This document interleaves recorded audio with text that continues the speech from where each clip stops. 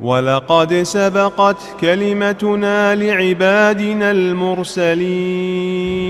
It is the most important story in the country. The next major war for the United States is with ISIS.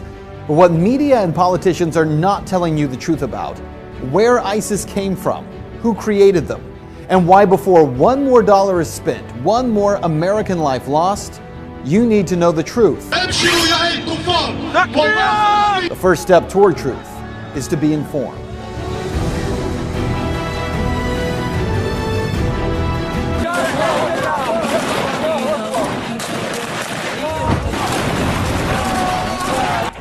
The name ISIS is one that every American knows by now. The biggest threat to our national security since Al-Qaeda, right? They are a brutal, savage group known for public beheadings and mass executions. They are the face of the new war on terror. Right now, the U.S. military is conducting airstrikes in Syria in a supposed attempt to take out ISIS targets. Meanwhile, the White House and military leaders are talking about possible boots on the ground in Iraq again, only 3 years after the war in Iraq was declared over. In fact, this war, according to former Defense Secretary Leon Panetta, could last for decades. I think we're looking at kind of a 30-year war history here. Allahu Akbar! So who exactly is ISIS, and where did they come from? It's entirely a creation of the United States' behavior in Iraq. That's how we got to where we are, because of war, because of occupation, because of torture. For answers, we traveled to Los Angeles to meet with Angela Keaton, the founder of antiwar.com. We destabilized and wrecked Iraq. I mean, it caused it to fail miserably, and that's entirely the responsibility of the United States government. There's no one else at fault there. I mean, as horrible as Saddam Hussein was, Iraq was not unstable. It was a functioning country as much as those sorts of things go, and it was not a particularly horrible hellhole if you were a religious minority. To understand where ISIS comes from, you have to understand two storylines. The first is what Keaton just said. When the U.S. first went into Iraq, we blew the country apart. We destroyed the government, toppled Saddam Hussein, destroyed infrastructure, and most importantly, left behind a power vacuum, one that would have never have existed had Hussein not been overthrown by the U.S. government. Daniel McAdams with the Ron Paul Institute says this is an historical fact that media just won't discuss. All of this has to do with U.S. action in the region, which destroyed the infrastructure, which destroyed Iraqi society, which destroyed the government. You had a lot of people who lived under Saddam Hussein, who may not have been as happy as larks. Nevertheless, they were living somewhat normal lives. The U.S. put a government in power in Baghdad that all of a sudden was their enemies, that treated them very, very badly. Now that is the easy part of the story. The U.S. created conditions in Iraq where ISIS could get its start. But here's the other storyline that you have to understand, that even with Saddam gone, ISIS still couldn't have risen to power had it not been for what happened next. ISIS actually began as a small insurgent group in Iraq in 2006. They had no money, no real ability to recruit, but they did work to create very limited problems for the U.S. military. It wasn't until 2009 that ISIS shifted its focus from Iraq, where it was largely unsuccessful in developing a foothold, and focused on the civil war in Syria. Even there, ISIS struggled to gain any foothold because the two largest groups fighting against President Bashar al-Assad were Al-Nusra Front, or Al-Qaeda, and the Free Syrian Army. Then came a pivotal moment that most Americans aren't even aware of. In June of 2013, a northern general for the Free Syrian Army spoke out on Al Jazeera, Qatar, and stated that if international forces did not send weapons, the rebels attempting to overthrow Syrian President Bashar al-Assad would lose their war in just 1 month.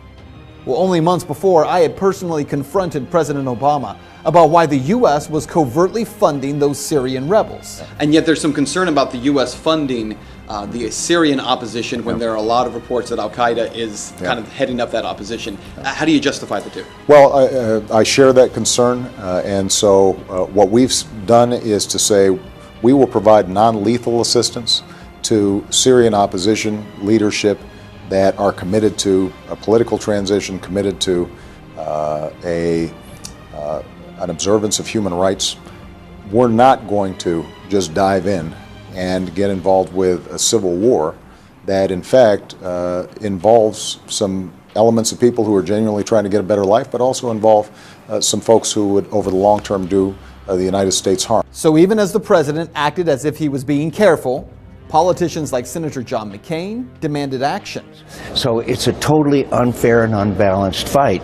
And now the rebels are the freedom fighters, the Syrian National Army are being beaten every place around Syria because of the overwhelming firepower, and air power is really the deciding factor. So you've got to take their air power out of it. You've got to have a safe zone where they can operate, train, and equip. And we've got to turn this thing around. So what happened? Well, within just a matter of weeks of that Syrian general making his plea for international help, the U.S., the Saudis, Jordan, Qatar, Turkey, and Israel began providing weapons and training and money to the so-called rebel Free Syrian Army. By September of 2013, American media outlets, including CNN and the Washington Post, were reporting that CIA-funded weapons had begun flowing to Syrian rebels. The weapons were not American-made, but funded and organized by the CIA. The artillery was described as light weapons, some anti-tank weapons, and ammunition. But where it all fell apart, weapons that the U.S. insisted would be used by freedom fighters would be in less than 1 year in the hands of ISIS fighters. So where were these fighters coming from? Actually, from the Free Syrian Army, the group that John McCain insisted would help the U.S. to overthrow Assad.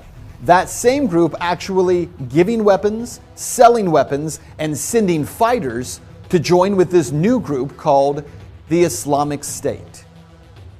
It was in June of 2014 when suddenly, after being a no-name group in Syria, that ISIS emerged, heavily armed and trained by U.S. and coalition special forces, making a dramatic entrance by crossing back over the Syrian border into Iraq, capturing Mosul and much of the northern part of the country.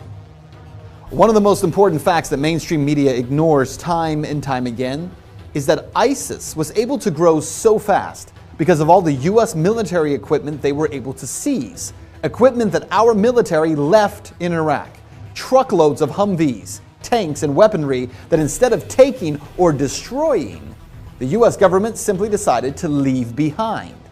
Even when the U.S. government knew that ISIS fighters were capturing that equipment, for crying out loud, these guys were posting pictures of themselves driving and standing on U.S. military equipment, making video of themselves with it, we did nothing. Why? How is it the U.S. had no idea that this threat was coming? How many billions do we spend? Maybe $100 billion on the total intelligence community budget over the year. How is it that they had no idea? How is it that if this was such a threat, as John McCain and Lindsey Graham are fond of reminding us, how is it that it was missed so unbelievably, so egregiously? Over the past few months, the U.S. government, who acted like they had never even heard of ISIS, suddenly, with the help of media, has turned the Islamic State into the new focus of the war on terror. Now, as ISIS has continued its rise, recruitment is exploding, and the group is becoming stunningly wealthy. ISIS is the best funded terrorist group in the world. They make I think it's $2 million a day selling oil, much of it to Turkey, interestingly enough.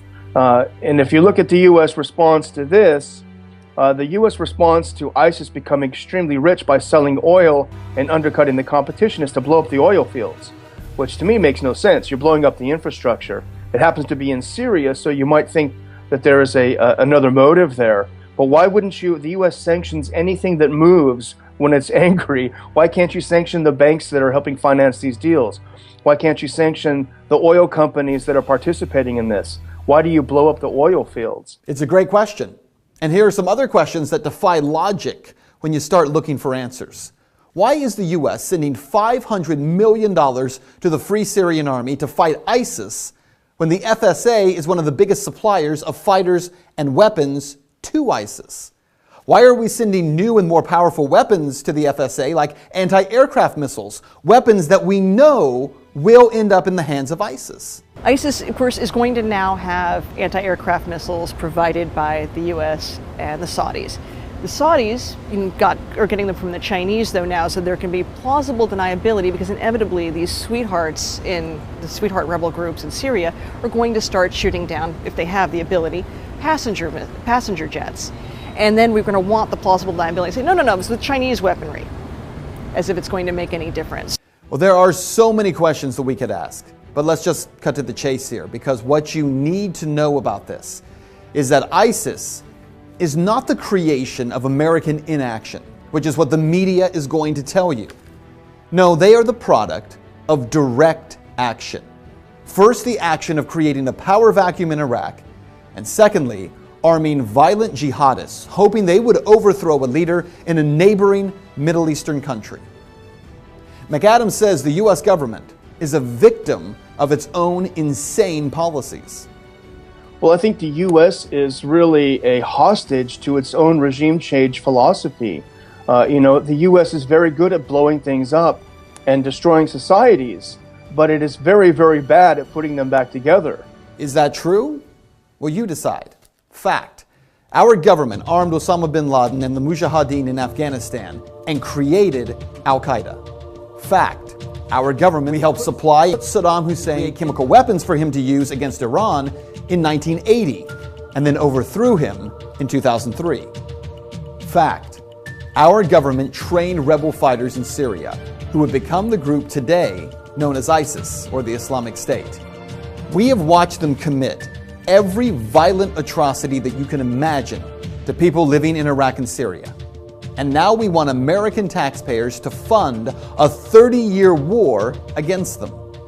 No, it's not the U.S. government being held hostage by these crazy policies. It's the American people. And it's time that we reject the destruction of people groups around the world for the sake of foreign policy that makes so-called defense contractors rich and perpetuates violence, death, and destruction of entire people groups. Because humanity is greater than politics.